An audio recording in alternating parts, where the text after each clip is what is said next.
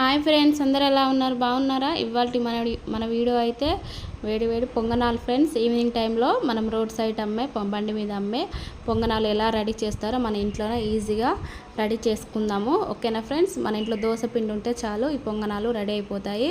ముందుగా అయితే మెయిన్ అయితే మనకు క్యారెట్, మిర్చి, పెద్ద ఆనియను మంచిగా సన్న సన్న ముక్కలుగా ఈ క్యారెట్ని అయితే వీడియోలో చూపిస్తున్న విధంగా తురుముకోండి ఫ్రెండ్స్. కట్ చేసుకొని వేసుకోవడం కంటే తురుముకొని వేసుకుంటే టేస్ట్ బాగుంటుంది. ఓకేనా ఫ్రెండ్స్? ఆనియను, ఉల్లిగడ్డ, మిర్చి ఇవన్నిటిని సన్న సన్నగా కట్ చేసేసుకొని పెట్టేసుకుందాం. ఓకేనా?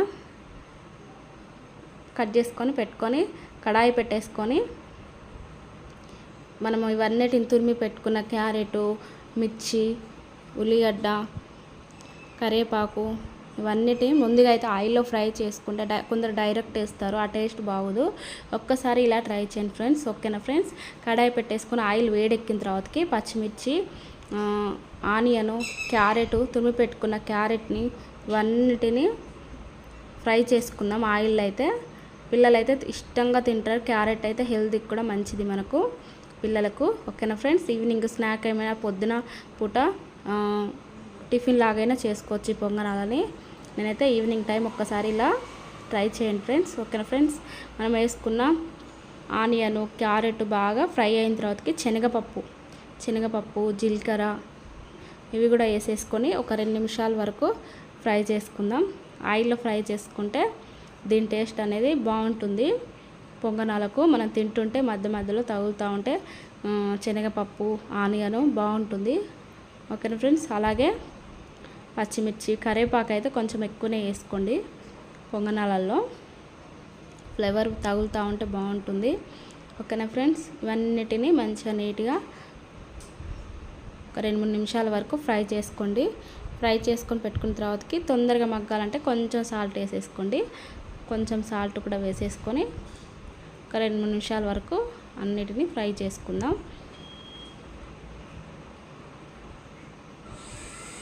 ఒక 2 నిమిషాల వరకు ఫ్రై చేసుకున్న తర్వాతకి నేనైతే కొంచెం కలర్ కోసం కొంచెం పసుపు 2 నిమిషాలు ఫ్రై చేసుకున్న కొంచెం పసుపు వేసుకోండి. కొంచెం పసుపు, మనం ఆల్రెడీ పచ్చిమిర్చి వేసాం కాబట్టి కొంచెం కారాన్ని కూడా వేసుకుంటే కలర్ఫుల్గా ఉంటుంది. ఇవన్నిటిని వేసుకొని ఒక 2 నిమిషాల వరకు ఫ్రై చేసుకుందాం. డైరెక్ట్ వేసే కంటే ఒక్కసారి ఇలా ఆయిల్లో ఫ్రై చేసుకుంటే మనకు ముక్కలు కూడా తొందరగా మగ్గిపోయినట్టు తొందరగా ఉడికిపోతుంది పొంగనం కూడా. ఇవన్నిటిని కొంచెం ఫ్రై చేసిన తర్వాతకి మనము దోశ పిండిలోకి కొంచెం సోడా ఉప్పు, అలాగే మనము ఫ్రై చేసుకున్న వాటిలో వేసుకున్నాం కదా సాల్ట్, ఇందులో పిండిలోకి కొంచెం తక్కువ వేసుకోండి. 2 సరిపోతాయి. మనం అలాగే ఫ్రై చేసుకున్న వాటిని కూడా ఈ పిండిలో అయితే ఫస్ట్ బాగా కొంచెం మన దోశ పిండిలా కాకుండా కొంచెం పలచగా ఉంటే చాలు. కొంచెం మీకు గట్టిగా అనిపిస్తే కొంచెం లూజ్ కావాలంటే కొంచెం వాటర్ కూడా వేసేసుకొని వీడియోలో చూపిస్తున్న విధంగా ఇట్లా జారాలి పిండి. అలా వేసేసుకొని మనము ఫ్రై చేసి పెట్టుకున్న తురుమునవన్నిటిని క్యారెట్, ఉల్లిగడ్డ అన్నిటిని కూడా పిండిలోకి వేసేసుకోవడమే.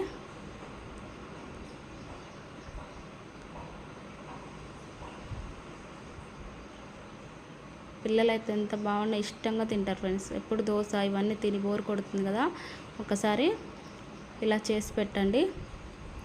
అవన్నిటిని వేసేసుకొని పిండిలోకి కలిపేసుకుందాం. ఒక 2-3 నిమిషాల వరకు పిండిలో మొత్తం కలిసేంత వరకు. మీకు కొంచెం వాటర్ తక్కువ అనిపిస్తే కొంచెం వాటర్ కూడా వేసేసుకోండి. కలర్ఫుల్గా ఉంది కదా, అలా కొంచెం పసుపు, కారం అన్నీ వేస్తే కలర్ఫుల్గా ఉంటుంది. ఓకేనా ఫ్రెండ్స్? అవన్నిటిని బాగా కలుపుకున్న తర్వాతకి నాకైతే కొంచెం వాటర్ తక్కువ అనిపించింది. వాటర్ కూడా కొంచెం మళ్ళీ కొన్ని వాటర్ కూడా వేసేసుకొని వీడియోలో చూపిస్తుంది బాగా మిక్స్ చేసుకుందాం. పిండి అంతటిని మిక్స్ చేసుకొని ఈలోపు మనమైతే పొంగనాల గిన్నె పెట్టేసుకుందాం. గ్యాస్ మీద హీట్ ఎక్కుతుంది. పొంగనాల గిన్నె పెట్టేసుకొని వేడయ్యేంత వరకు ఉంచుకొని బాగా హీట్ అవుతానికి కొంచెం ఆయిల్ వేసుకుందాం. పిండి మాడకుండా ఆయిల్ వేసుకొని హీట్ ఎక్కాలి. ఆయిల్ కూడా హీట్ ఎక్కిన తర్వాతకి మనము కలిపి పెట్టుకున్న పిండిని అంతటిని ఒక స్పూన్ తీసుకొని ఆ స్పూన్ తోటి ఇలా వేసేసుకోండి. అంతే మన పొంగనాలు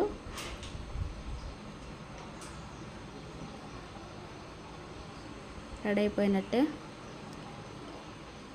పొంగుతాయి, కొంచెం తక్కువనే వేసుకోండి.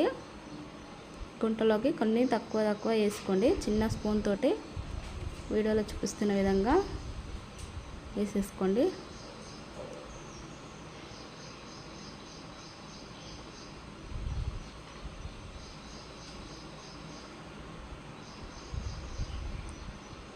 అంతే ఇవన్నిటిని వేసేసుకొని పైనుండి కొంచెం ఆయిల్ అవసరం ఉండదు, మనకు ఆల్రెడీ ఆయిల్ వేసాం కదా.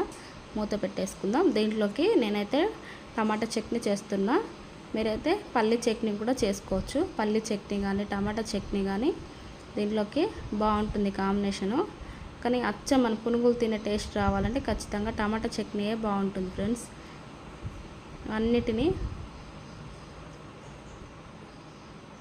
మనం అడుగు మాడకుండా ఒక 2 నిమిషాలకు ఒక్కసారి అవన్నీ అటు ఇటు తిప్పేసుకోవాలి. అంతే పొంగనాలని తిప్పేసుకోవాలి. 2-3 నిమిషాల తర్వాతకి తిప్పేసుకోండి. అన్నిటినీ అలా గోల్డెన్ కలర్ వచ్చేంత వరకు పిండి మంచిగా ఉడకాలంటే ఒక 2 నిమిషాలు లేట్ అయినా గ్యాస్ స్లిమ్లో పెట్టుకొని చిన్నగా పెట్టేసుకొని మూత పెట్టేసుకుందాం. మళ్ళీ ఒక 2 నిమిషాల వరకు అటు కూడా కాలేంత వరకు ఉంచుకుందాం. మాడకుండా అటు ఇటు తిప్పేసుకొని పొంగనాలను రెడీ చేసుకొని పిండి అనేది లోపల ఉడకాలంటే కొంచెం లేట్ అయినా గ్యాస్ చిన్నగా పెట్టేసుకోవడం. అంతే మన పొంగనాలు రెడీ అయిపోయినాయి ఫ్రెండ్స్.